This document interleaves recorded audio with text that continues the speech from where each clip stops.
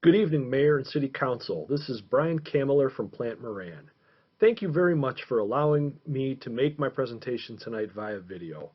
All 3,500 employees of Plant Moran are now working out of their homes instead of working from our offices or client locations. I very much appreciate this accommodation. Tonight, my presentation is on Budget Amendment number 3 for the fiscal year ended June 30, 2020. In addition, I have repurposed some slides you have already seen about the city's fund balance, lost revenues, and other financial matters. In addition, I've created a few new slides to provide some more background, context, and understanding around the city's finances. Let's get started. For the general fund, the budget amendment includes $545,000 of new revenues not previously budgeted. The biggest of these are property taxes, as our chargebacks have been less than expected. The city also received grants for police in-car computers and their HVAC system. For the fire department, the final FEMA reimbursement for the SAFER grant was larger than previously expected, and that grant is now complete. Unfortunately, the expenditure adjustments for the general fund budget are greater than the unexpected revenues. The increase to the expenditures side of the budget is almost $1.6 million. That adjustment does affect multiple departments, but the largest components of that $1.6 million are as follows. The MERS pension contribution has been going up significantly for years. Some of those new graphs I mentioned earlier are about pension, and we'll talk more about that in a minute. There were a few retirees who took COBRA when the stipend went into effect. The costs related to COBRA have been tremendous, significantly more than anticipated. The program will terminate on June 30th, but will have cost the city a couple $100,000 by the time it is complete. In the police department, capital outlay was covered by the grant mentioned above for the in-car computers and the HVAC system. In the fire department, overtime is on pace for $220,000 by June 30th. Last year, that expense was only $172,000. In addition, fire purchased a new buddy breather. Your current budget before this amendment projected a net loss for the year of $1.5 million. This amendment is an additional loss of $1,054,389 for a total loss for the year of almost $2.6 million. We'll come back to general fund in a minute. Slide 3. The amendments for the other funds are significantly less significant. Mostly just minor tweaks to expenditures. The numbers for indigent defense and youth grant program are larger, but they are corresponding revenue and expenditure changes. The funds are pretty much break even. Some good news. The DDA does have more revenue to work with, almost $160,000 over the original budget. Originally, we had prepared an amendment for the library, but we've tabled that for a future amendment. The library requested we hold off presenting this to you until such time as the library board has voted on it first. Okay, back to general fund. Members of council have seen this graph before. It's just been updated for this budget amendment. What we are showing you is the evolution of your general fund revenue from the original budget to the final amended budget to the actual revenue at the end of the year. For fiscal years 2017, 2018, and 2019, the amended budget was an increase over the original. Very conservative original budget. And the final actual revenue was pretty close to that final amended figure. For 2020, the amended budget, while larger than the original budget, is not significantly larger than the original budget. Absent a very unusual one-time transaction occurring in the next 100 days, I would not expect final actual revenue to be significantly more than the current amended budget. So, expect general fund revenue to end up in the range of $15.7 million to $16 million. Slide 5. This is a similar graph, but for expenditures. In all years presented, the final actual expenses are less than the amended budget, but not less than the original budget. Assuming this holds true for 2020, your final actual expenses for the year will be between $16.5 million and $18 million, but definitely more than your revenues of $15.7 to $16 million as seen in the previous graph. Revenues and expenditures together, the budget says you will lose $2.6 million for the year. If revenues are a little better than budget and expenses are a little better than budget, you are still looking at a loss for the year in the $2 million range. Slide 6. So, how much fund balance is left? Starting the year July 1, 2019, you had $2.6 million. This amendment projects you will lose $2.6 million. So if exactly accurate, you will be out of fund balance at June 30, 2020. If revenues are better than budget and expenditures are better than budgeted, you will have some left. This graph shows you the decline in general fund and other monies available to the general fund going back to 2013. The general fund has been on this trajectory for years. The tough cuts you have made have bought you some time, but there is a big factor working against you.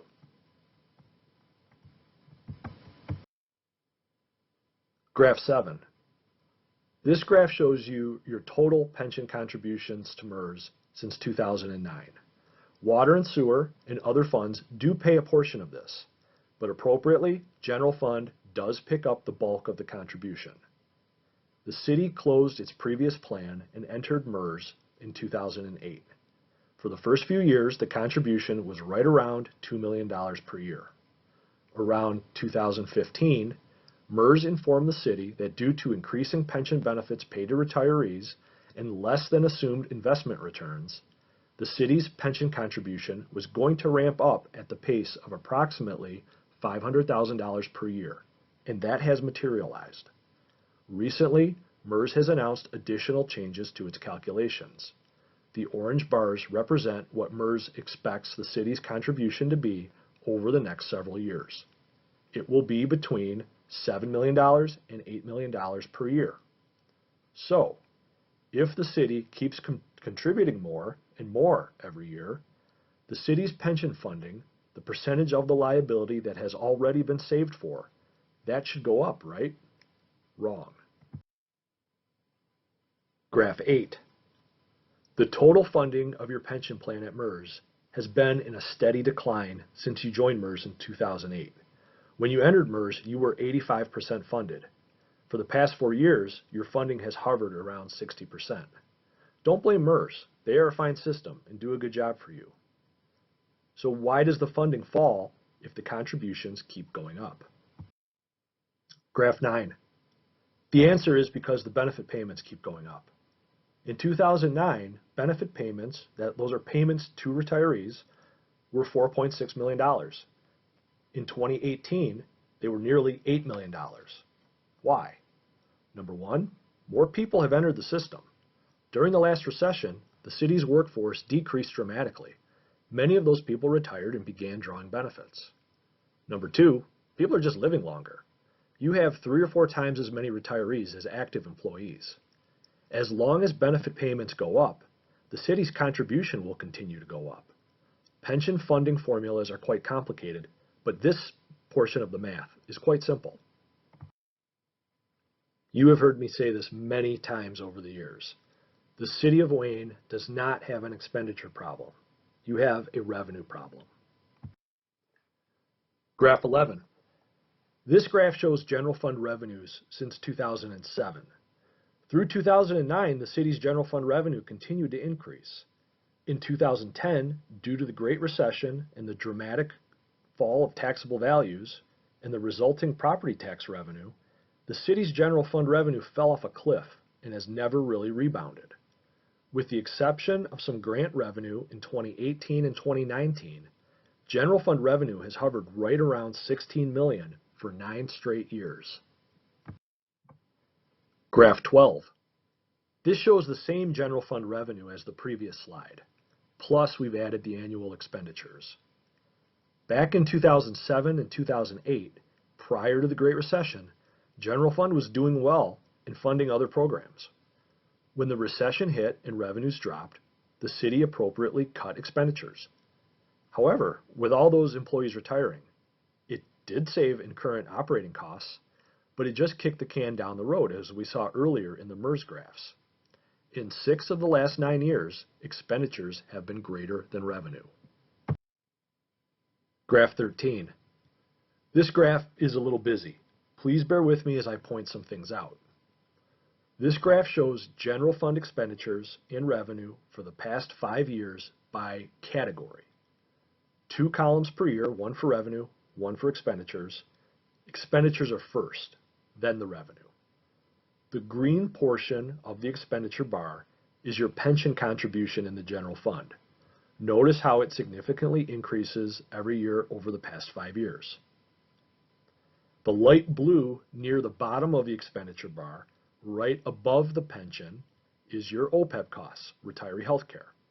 As retirees were asked to contribute more, the net cost to the city went down. Then the stipend took effect. You can see the decline in those retiree healthcare costs over these 5 years. But look at these two pieces together. Even with cutting OPEB, the increase to the pension contribution eats up any savings. In total, the cost for the retirees has still increased. In 2020, pension and OPEB is 28% of the general fund budget. The other categories are all very consistent from year to year. The city is not spending more on operations, the dark blue portion at the top. The city is spending less in debt service now that the ladder truck's gone. Wages are up a little for active employees. A portion of that is the overtime due to having fewer employees. In the revenue columns, property taxes are slightly up over the 5 years. State shared revenue is slightly up. Any increases to revenue in 2018 and 2019 was really due to the capital grants for equipment. In summary, the increase in expenditures is being driven by pension, and the city does not have a revenue source that goes up at a commensurate rate to pay for this.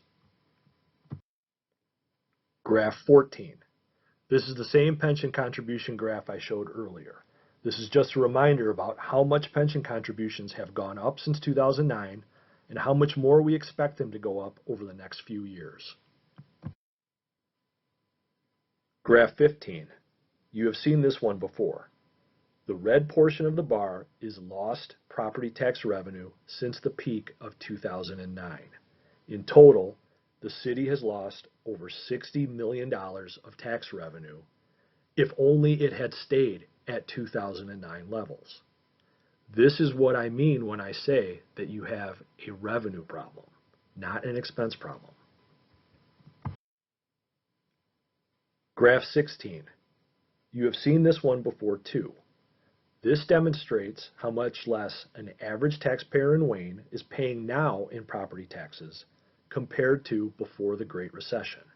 Yes, taxes have gone up by inflation in the last couple years, but people are still paying a fraction of what they did 10 and 12 years ago. Graph 17. The city has made significant progress in right-sizing the city since 2014. We've talked about these things a lot over the past 6 years. The city now knows what revenue is coming in and where it goes. Things that are not required have been eliminated or at least significantly reduced. Capital outlay is on a broke-fix basis, unless it's been paid for with a grant. The city has done a great job in going after grants.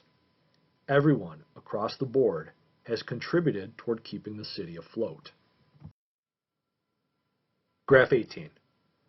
This day has been coming for a long time. We've been talking about it with you as long as we've been working for the city. You are running out of fund balance.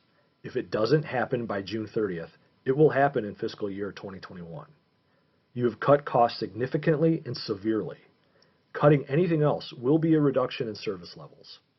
If or when a new recession hits, and we might be there today, you do not have the same tools available to you that you had in 2009.